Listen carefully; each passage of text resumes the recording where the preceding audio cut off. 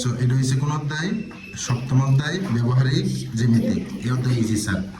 প্রথমে দেখো আমাদের যে জ্যামিতি বক্স আছে, জ্যামিতি বক্সের মধ্যে যে জিনিসগুলো আছে ওইগুলোর আগে নাম শিখতে হবে। যেমন প্রথম হচ্ছে এটা, এই যে এটার নাম কি? স্কেল। বাংলা কই স্কেল, ইংলিশে কই রুলার। তো প্রথম হচ্ছে তুমি কি নাম শিখলে হইবে না স্যার, নাম শিখা ওই স্কেল বা রোলার কোন কাজে লাগে সেই কাজটা শিখতে হবে।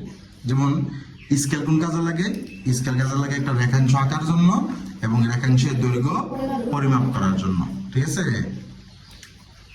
যেমন মনে করো, বাসা ধরো তো, এভাবে ধরো, বাস দেখো, বুঝুন। হ্যাঁ, ওকে, সুন্দরভাবে ধরো। তো ধরাও কেন? ধরো, বাস, আর টাক গাও, সোজা করে দাও, বাস। ওকে, এই যে দেখো, এই যে রেখাংশ আঁকা এবং রেখাংশের দৈর্ঘ্য পরিমাপ করা, এই দুটা কাজে কি লাগে? স্কেল লাগে। যেমন আমি যত তোমার পরীক্ষার সময় কইছে যে 8 সেন্টিমিটার একটা কি আঁকো? রেখাংশ আঁকো 8 সেন্টিমিটার।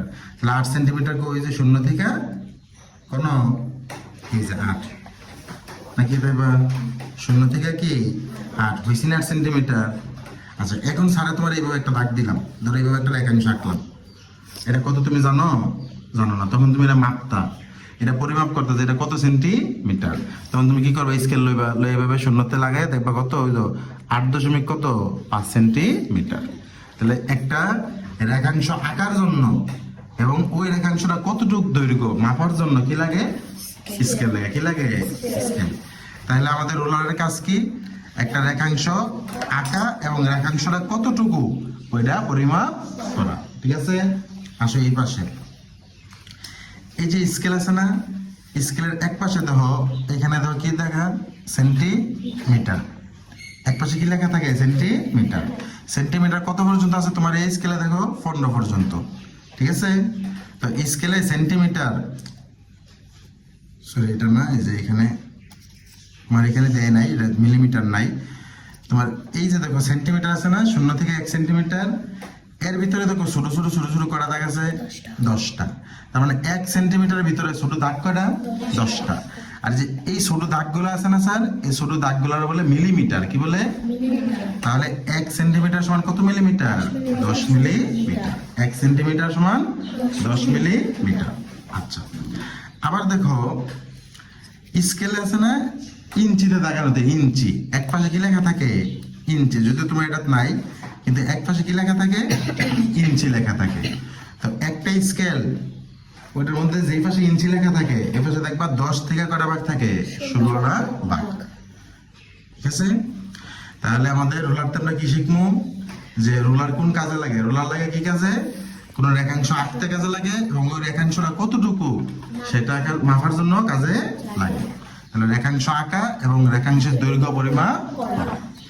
এরপরে 1 সেন্টিমিটার সমান কত মিলিমিটার? 10 মিলিমিটার। এরপরে ইঞ্চিতে একটা স্কেলে কত ইঞ্চি থাকে? 10 থেকে 16 ভাগ। 10টা অথবা করা 16টা ভাগ থাকে, ঠিক আছে? আসো এখানে পেন্সিল কম্পাস। কোন কম্পাস? এই যে দেখো, এটা হচ্ছে পেন্সিল কম্পাস আর এটা হচ্ছে কোন কম্পাস? কাটা কম্পাস। যেহেতু এটার মধ্যে আমরা পেন্সিল লাগাই এর জন্য এটা পেন্সিল কম্পাস, আর এটার নাম হচ্ছে কাটা কম্পাস। তো প্রথম হচ্ছে আমরা পেন্সিল কম্পাস। এই যে পেন্সিল কম্পাস, এই পেন্সিল কম্পাসটা আমাদের কি কাজে লাগবে? দেখো, বৃত্ত আঁকা, কোনো বৃত্ত আঁকতে গেলে পেন্সিল কম্পাস কি লাগে? কাজে লাগে। এখন তোমার আমি বললাম যে তুমি একটা বৃত্ত আঁকবে বা গোল আঁকতা, হইলো? আঁকা বাঁকা হয়ে গেছে না? কিন্তু তুমি যদি এই গোলটা এই যে পেন্সিল কম্পাসে দিয়ে আঁকো, কত সুন্দর হয়ে দেখো।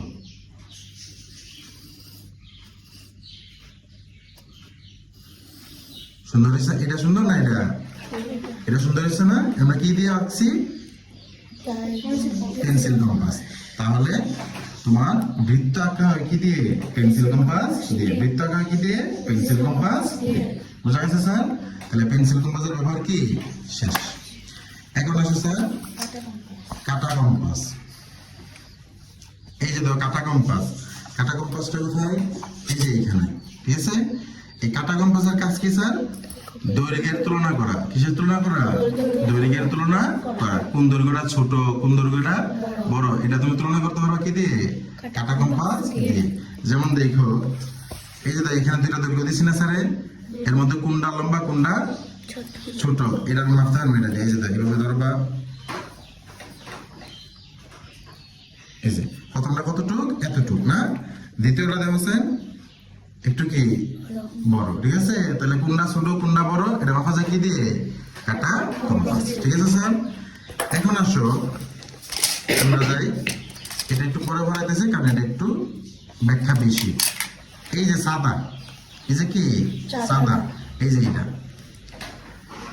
এই যে সাদাটা, এই চাঁদাটা কত ডিগ্রি? 180। ওই যে এখানে লেখা আছে 180। 100 কত? 80। আবার তুমি যে এই দিক দিয়ে চিন্তা করো তখন 180। তাহলে চাঁদা কত ডিগ্রি? 180 ডিগ্রি। চাঁদা কত ডিগ্রি? আর চাঁদাটা কোন কাজে লাগে? চাঁদাটা কাজে লাগে কোন আঁকার জন্য। কি আঁকার জন্য? কোন। এখন কোন কি স্যার?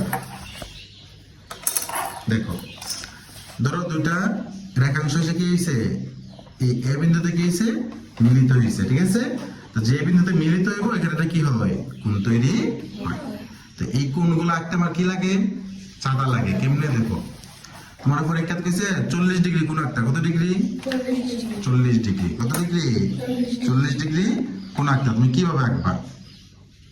তাহলে তাই বা তোমার কত ডিগ্রি কোণ আঁকতে কইছে? 40 ডিগ্রি। পরীক্ষায় তুমি কিভাবে আঁকবা? কোণ আঁকার নিয়ম হইছে প্রথমে যেভাবে আছে একটা টান দিয়ে দিবা, ঠিক আছে? এরপরে স্যার এই যে একটা দাগ দেখছো নি, এই দাগটা, এই গোল যে, এই গোলডানে মিলাইবা এই দাগের সাথে।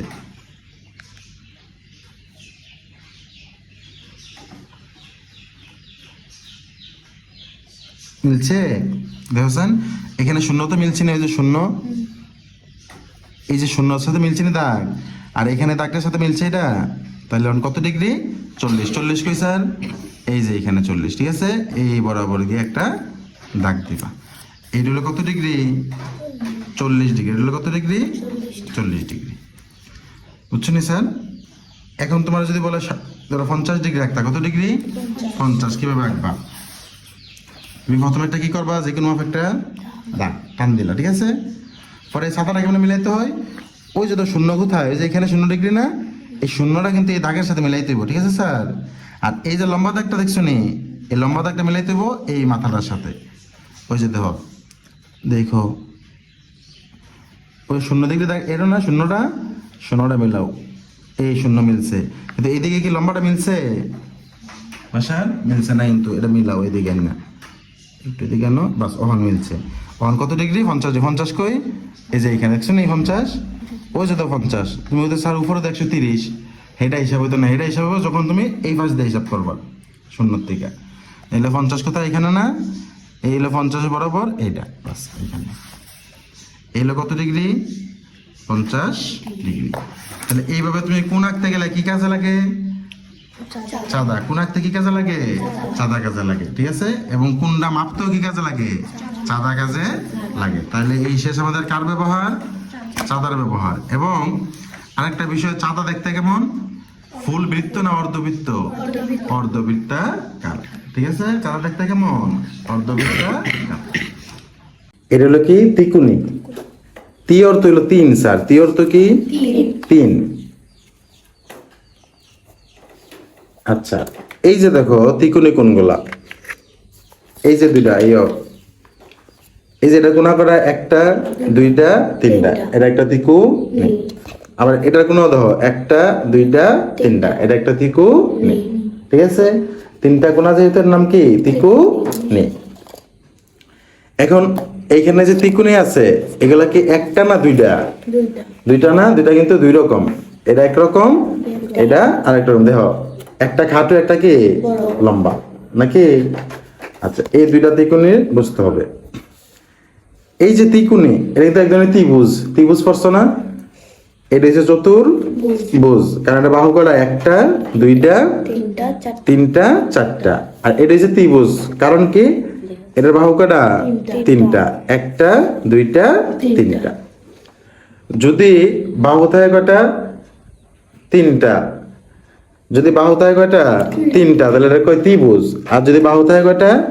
চারটা, তখন কয় চতুর্ভুজ। ঠিক আছে, এখন মনে রাখবেন এই যে ত্রিভুজ আছে না, এই যে ত্রিভুজ, এটার বাহু কয়টা? তিনটা না?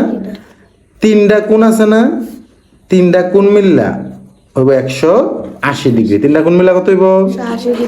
তিনটা কোণ মিললে 180। এর মধ্যে একটা কোণ ফিক্স, এটা 90 ডিগ্রি। এটা কত ডিগ্রি?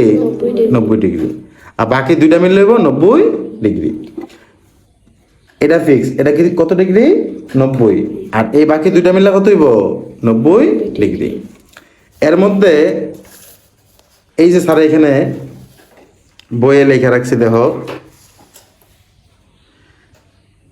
এটা 90 ডিগ্রি, এটাও 90 ডিগ্রি। ঠিক আছে, এখানে দুইটা না তিকুনি, দুইটা নেই, দুটোটারে একটা কোণ 90 ডিগ্রি। যে কোণটা এটা সোজা, একবারে সোজা যে কোণটা হয়, যেমন এইভাবে ধরো এইখানে একটা লাইন গেছে এইভাবে, আর একটা লাইন গেছে ধরো এইভাবে। ঠিক আছে, এটা সোজা গেছে না, এই সোজা গেল, এই সোজা গেল। যদি সোজা যায় তখন এখানে কত ডিগ্রি হয়? 90 ডিগ্রি। এটা সমকোণ। সোজা গেলে কত ডিগ্রি হয়? 90 ডিগ্রি। এটা কি কোণ কয়? সমকোণ। এখন দেখো এই যে ত্রিকোণ, এটা এটা এটার এই বাহুটা এবং এই বাহুটা কি সমান, তাহলে এটা হচ্ছে কত ডিগ্রি? 90 ডিগ্রি। আবার এটাও চাই দেখো, এটা সোজা না, এই বাহুটা কি সোজা, এই বাহুটাও সোজা। এখানে কত ডিগ্রি? 90 ডিগ্রি। তাহলে ত্রিকোণী যেটাই কক, ছোটটা কক আর বড়টা, ত্রিকোণী একটা কোণ কত ডিগ্রি? 90 ডিগ্রি। আর বাকি দুইটা কোণ মিলে কত ডিগ্রি? 90। বাকি দুইটার মধ্যে একটা ত্রিকোণ, মানে এটার একটা কোণ কত ডিগ্রি? 90। একটা কোণ কত ডিগ্রি? 90। আর বাকি যে দুইটা কোণ আছে এর মধ্যে একটা 60, একটা 30। আর আরেকটা আছে না, এটার একটা কোণ কত ডিগ্রি? 90। আর বাকি দুইটা কোণ কত করে? 45, 45।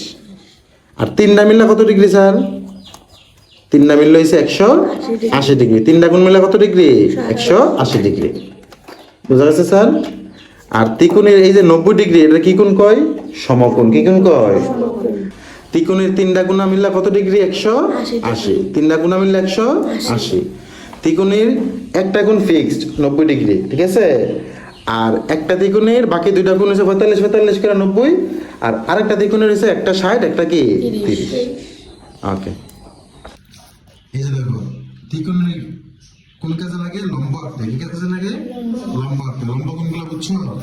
এই যে একটা রশ্মির উপর যখন আরেকটা রশ্মি কি হয়? একবারে সোজা দাঁড়াইবো, এটা হলো লম্ব। এটা একবারে সাইডে দাঁড়াবে এরকম না, মিডল হতে হয়। ঠিক আছে স্যার? আচ্ছা, এই যে ত্রিকোণের কটা কোণ? তিনটা। এর মধ্যে সবচেয়ে বড় কটা? এটা হলো বৃহত্তম কোণ। তাহলে পরীক্ষা যদি আসে ত্রিকোণের বৃহত্তম কোণের মান কত? 90 ডিগ্রি। কত? 90 ডিগ্রি। আর যদি বলে যে ত্রিকোণের দুটি ক্ষুদ্রতম বাহুর মধ্যে একটা হচ্ছে 45 ডিগ্রি, তাহলে আরেকটা কত? 45। আর যদি বলে না একটা 30, তাহলে আরেকটা কত? 60। ত্রিকোণের এই যে ছোট দুটা কোণ, এই দুটা কোণ মিলে কত ডিগ্রি হইব? 90। আর তিনটা মিলে কত হইব? 180।